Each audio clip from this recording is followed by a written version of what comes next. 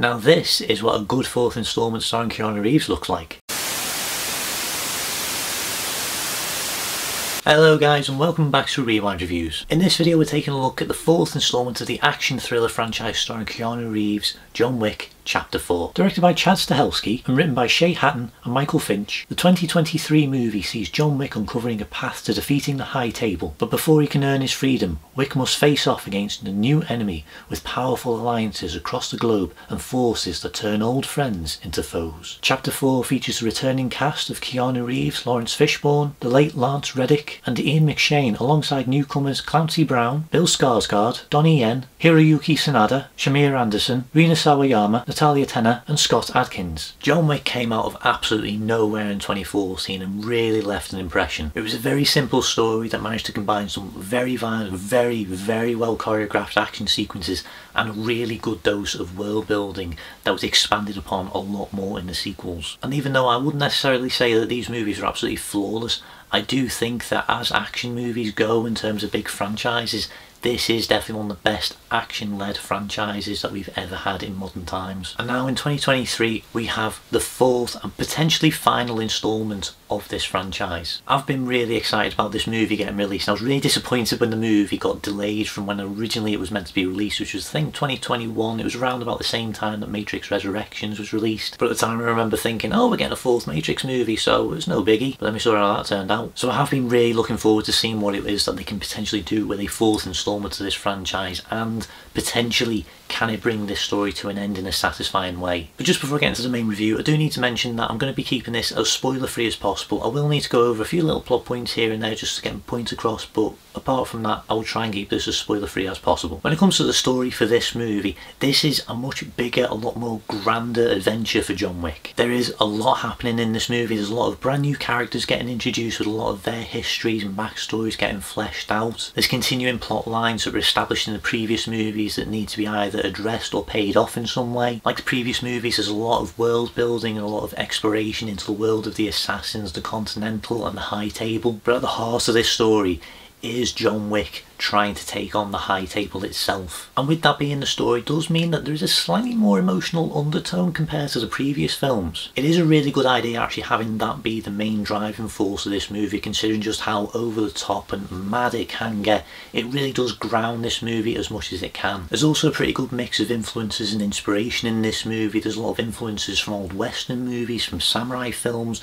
One big movie that I will say does get a very big homage in this film is The Warriors. That really kind of comes into play a little bit more towards the third act of this movie, but if you have seen The Warriors, if you've seen the trailers for this movie, you do get that vibe, and it is very prominent and very present in the last act of this movie. And jumping back to what I said a little bit earlier about this movie being potentially the final chapter, we don't know for certain if this is going to be the last one or not. There were talks of a chapter 5 in the near future, but there are a lot of spin-offs as well, and they have said that they wanted to kind of rest the franchise for a little bit. But if this genuinely is it for the John Wick franchise, I do think that this is a very satisfying conclusion to the story. There is a lot of talk about endings, there's a lot of goodbyes in this movie. I do feel like that does kind of add to the weight of this movie a little bit more, and it does heighten the stakes a little bit, because it does feel like maybe this could be the final chapter.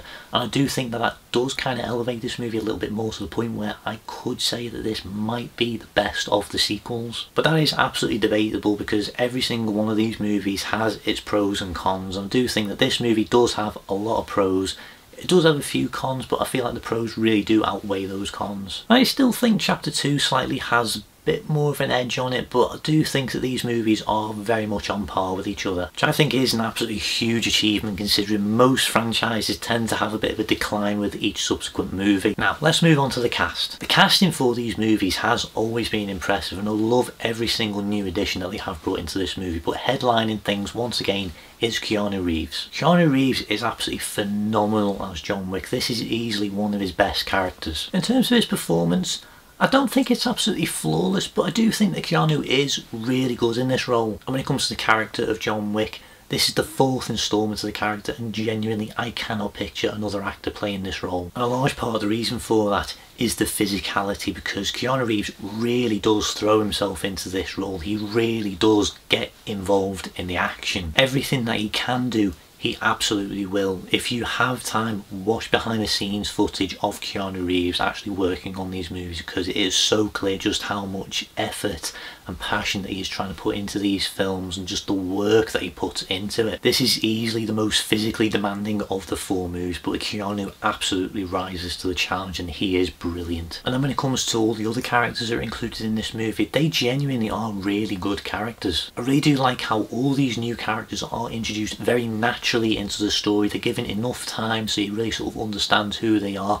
They have very believable motivations and backstories, and I really do appreciate how much effort has gone into making these characters feel three-dimensional. One of the standouts for me is Donnie Yen as Kane. He's probably the most prominent character in this movie other than John, and I do think that the work that's gone into this character is really good. The performance that Donnie Yen brings to it is brilliant. He is an absolutely fantastic martial artist, and he really does bring that physicality into this role. Kane is a blind character, and how that is utilised in this movie is very well done. His fighting style, the way that he uses little bits of trickery and things like that to sort of help him gain an advantage, it is very clever and it is really well done. There is also a lot of history that does get mentioned. It does get a little bit of exploration in this.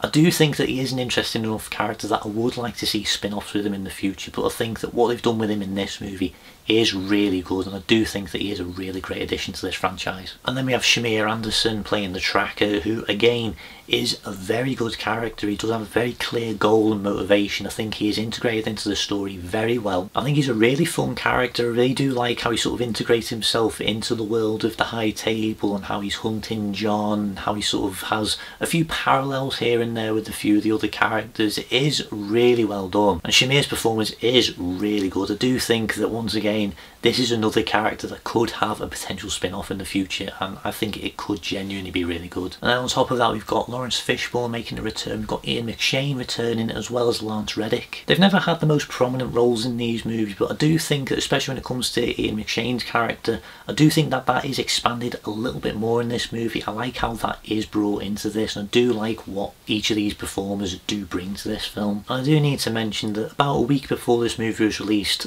Lance Reddick very sadly passed away. It was a huge shock seeing that had happened, and honestly, he was a brilliant, very talented actor. I really will miss seeing him in movies. I do appreciate that there is a very nice little tribute to him in this movie. One character that did kind of catch me off guard a little bit in this movie is Killer, played by Scott Adkins. Scott Adkins is a very underrated actor, and I think that he has done some brilliant movies over the years. You probably might have seen him in 1 or 2 things over the years, but this is definitely one of his more prominent roles, especially when it comes to bigger movies. On a side note, I don't normally like doing fan castings, but honestly, he would make an amazing Batman. Make it happen, James Gunn. But when it comes to his performance in this movie, he is definitely one of the cheesiest aspects of this film. He definitely brings a lot of humour. There is a lot of humour surrounding his character. It's only the one sequence that he's in. I thought he was going to be in a lot more of this movie, but it is a very memorable sequence. He is a very over-the-top character. He's got gold teeth, he's wearing a fat suit, but he does get to have a few more physical scenes, and I do think that it is really good. And I do like how he is integrated into this movie and how what he serves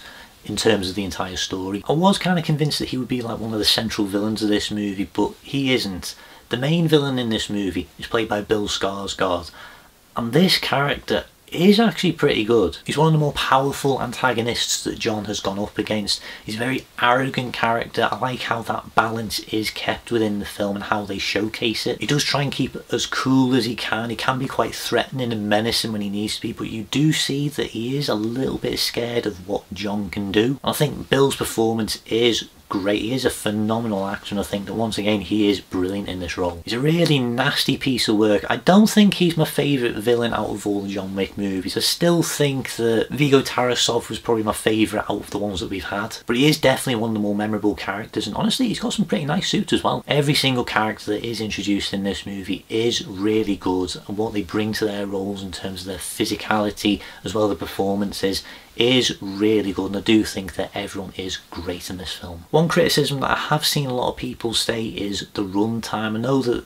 the runtime for this movie is 2 hours 45. I know that can put some people off. A lot of people don't like watching 3-hour movies. That is absolutely fair, but when it comes to this movie, I honestly don't think that you really feel it. The pace of the movie, the momentum of it, it does keep it going. You don't feel that time at all. I know that it's very recently come out that the original cut of this movie was about 3 hours 45. I don't think people would have gone to the cinema to see that, but I would be really curious to see what it was that is missing in this movie. This is a very big movie. There's a lot going on, a lot of moving parts. I really would like to see what expanded in the extended cut. So I am hoping that when this does get a digital release or Blu-ray or 4K or whatever it is that you watch it on, that we do get an extended cut of this movie, because I really would like to see it. But when it comes to the runtime for the theatrical cut, the one that was released in cinemas, I do think that it is just right. I think the pace and momentum is just right for this movie. It doesn't overstay its welcome. I do admittedly think that there are a few sequences that they could have trimmed down a few seconds here and there, but outside of that, it didn't really bother me. Those sequences that could have done with a bit of a trim, it's more just a few shots that are just like really lingering shots. It looks great. I do think visually it does look really good, and there are some sequences that it's utilised to just kind of emphasise time ticking, and I do like how that is done, but I do think that there could have been other ways of going about it and just trimming a few seconds here and there. And yes, you heard me correctly, visually this movie is absolutely stunning. This is by far one of the best looking movies in the entire franchise. There's a lot of very bold colours in this and a lot of very dramatic lighting with the way that the shadows contrast with everything. It really does look amazing, and that extends to a lot of the sets as well. There's some incredible sets in this movie. There's a lot of different locations that he gets to visit in this film. Every single one of these locations is absolutely beautiful. I absolutely love what they've done with each of these locations. Even though there are some familiar sets, there are some places that he has visited in the past that we do get to revisit. I do like all the newer stuff because it does feel like it is still part of the same world,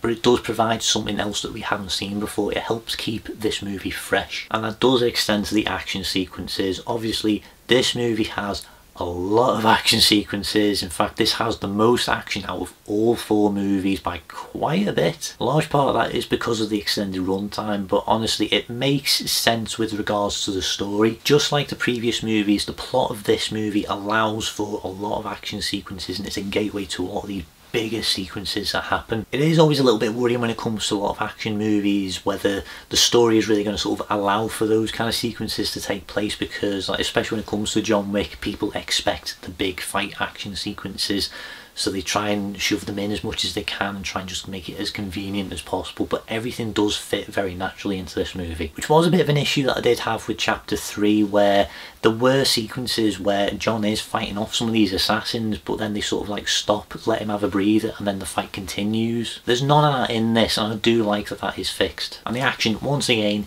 is very tense, it's very brutal. I don't think it's as extreme as some of the previous movies, but I do think that the action is expertly handled. Like I said with the set design, it does feel very fresh. There is a wide variety of different action sequences, things that are similar to things that we have seen in the past, but they do feel very different. There's a lot of different locations, plus there's a lot of new angles and aspects that add into it. And as practical as a lot of the stunt work is, there is a few little CGI enhancements here and there. Effects overall are pretty decent, and they're subtle enough that you won't really notice them. Like a sequence where he's fighting up a set of stairs. There's a car chase in this movie in Paris, which I think absolutely tops what they did in chapter 2. John Wick has a habit of using a different weapon in each movie, and in this one he gets to use nunchucks, and that is a really fun sequence, and it is brilliantly handled. One thing that did make me laugh a little bit when it comes to a lot of these big action sequences, the fact that a lot of the people in the background just going about their lives don't seem to react to anything that's happening. Like, it's whole gangs of assassins running around, slamming into each other in cars and fighting each other on dance floors and everything, and nobody seems to notice. Maybe it's just a normal Saturday night for them. Absolutely, it is once again as over the top as you can possibly go, but it is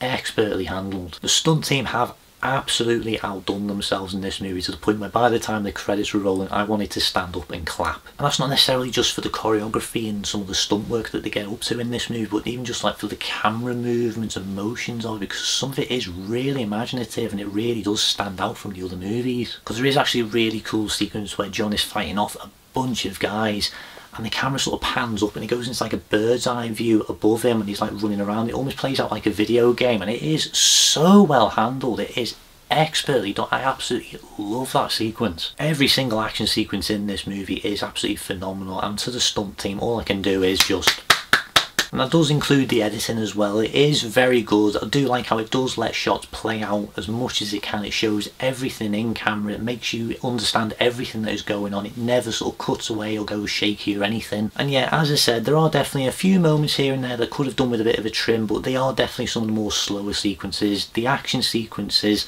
edited perfection. That definitely was one of the reasons why I was disappointed with The Matrix Resurrections, because they barely had any memorable action sequences in that movie. Like, Keanu Reeves doesn't even like have a proper fight in it. I'll get into that a bit more when I review that movie. When it comes to the music for this movie, we have Tyler Bates returning once again to do the score alongside Joel J. Richard. It's very similar to what they did with the previous movies, where it does have a lot of influences of heavy metal, rock, as well as a lot of dubstep for the club sequences. It is a really good mixture. It really does fit this movie and suit the tone that these films have gone for. They do carry as much as the soundtrack from the previous movies over into this one, especially the main theme, which I absolutely love. They aren't the most memorable soundtracks, but I do think that they are really good and they really do suit these films. When it comes to their choice of songs for this movie, all the songs that are integrated into this movie, they are used very well. They do fit each sequence that they are played in. They really do help get you pumped up when things are kicking off, especially that fight sequence in Paris, because like the soundtrack that they use throughout that sequence just really does get you pumped up for what's going on. It really is a decent soundtrack. I do think that the mix of every single genre that they do incorporate into these movies really does lend very well into the tone. And I do think if it is your thing, I do think that the soundtrack is worth listening to on its own. Overall, this is an absolutely fantastic film. It does a really good job of tying up a lot of story elements in a really satisfying way. The action is some of the best from the series.